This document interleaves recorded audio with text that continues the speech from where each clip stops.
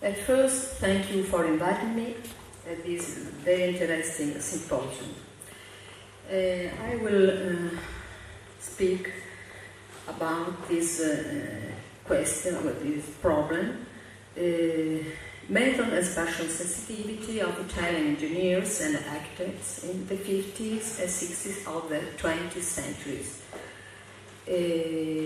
Because we had the possibility to find some roots of the research of our days in this period.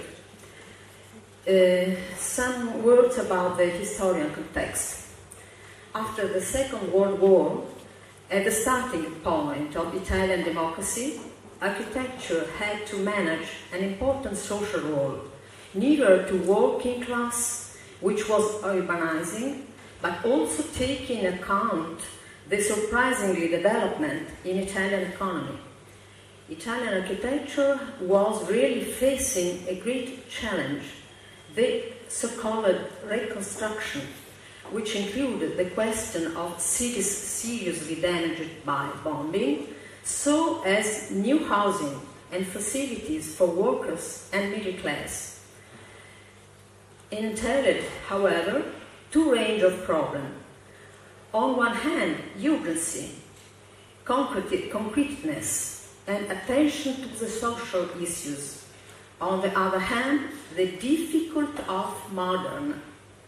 In fact, all the known syntax of modernism, rational architecture, so as the legacy to the avant-garde as futurism, were abruptly cancelled, because both had been representative of fascist ideals, for they playing in the 30s political and ideological role, quite propagandizing it.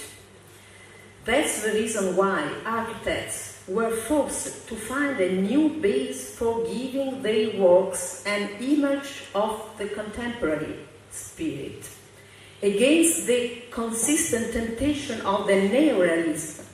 They chose the construction method as the genesis of architecture.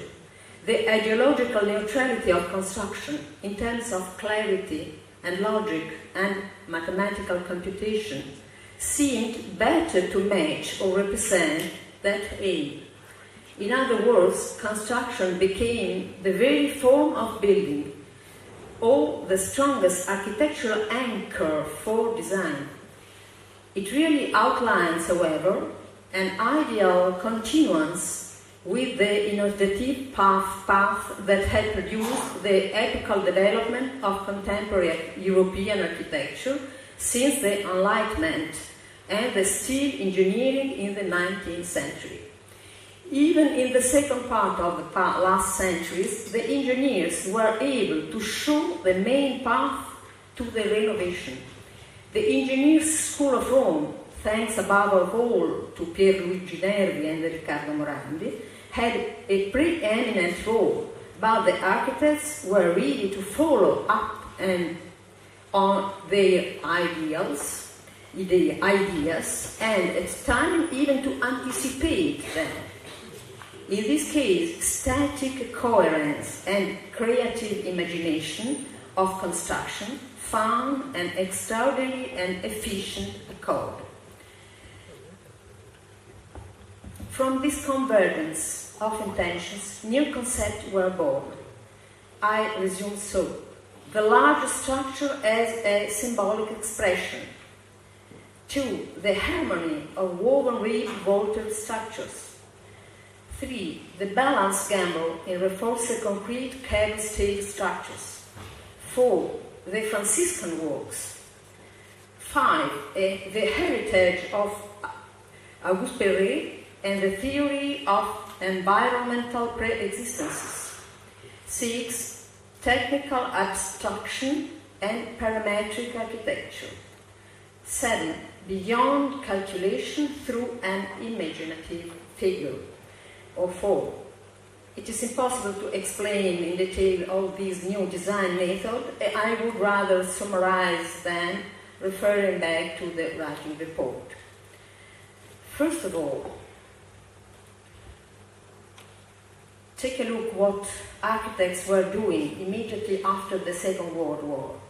It seemed to me a significant event. I had called it large structure as symbolic expression. The monument of victims of Fosse Ardeatini in Rome, 44-51. The monument represented a turning point in Italian architecture culture after the Second World War.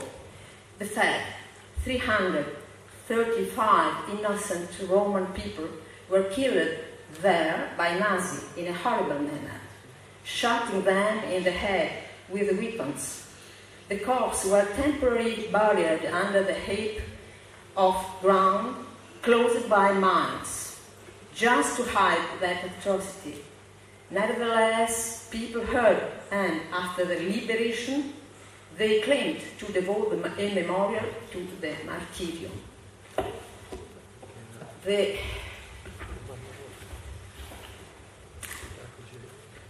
authors of the monument, Giuseppe Perugini and Mario Fiorentino, thought that it was quite impossible to represent directly such a cruelty and preferred to design using abstraction and symbols of sublimation.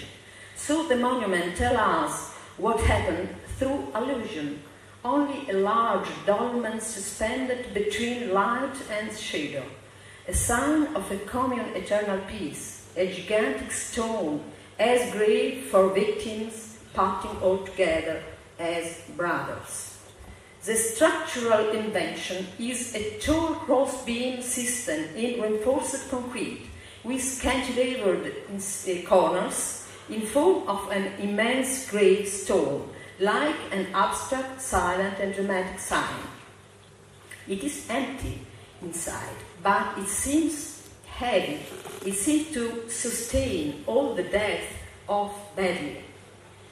Otherwise, the suspended stone outlined a thin line of light that represents a hope, the time that remained forever for mankind.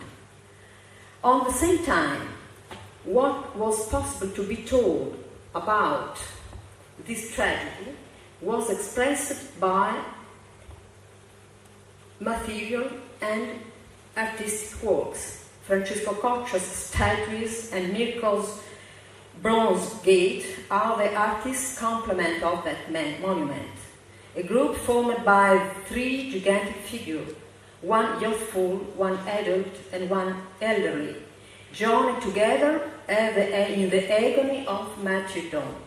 A dramatic bronze tangle that symbolized this unbelievable cruelty, hardly to be understood, and an allusion to the stack of corpses buried in the underground with Nazi men. The underground tunnels of the ancient quarry arrived from the empty square onto the site where the tragedy happened. They took part in the project which embodies them, like path to be rewalked by pilgrims. They tell us all the story that happened. They remain as they were found. Finally, the two gashes left by the explosion of bombs, solidified by squared cement beams, are open toward the sky, almost like two natural chapels, indeed intended as hopeful source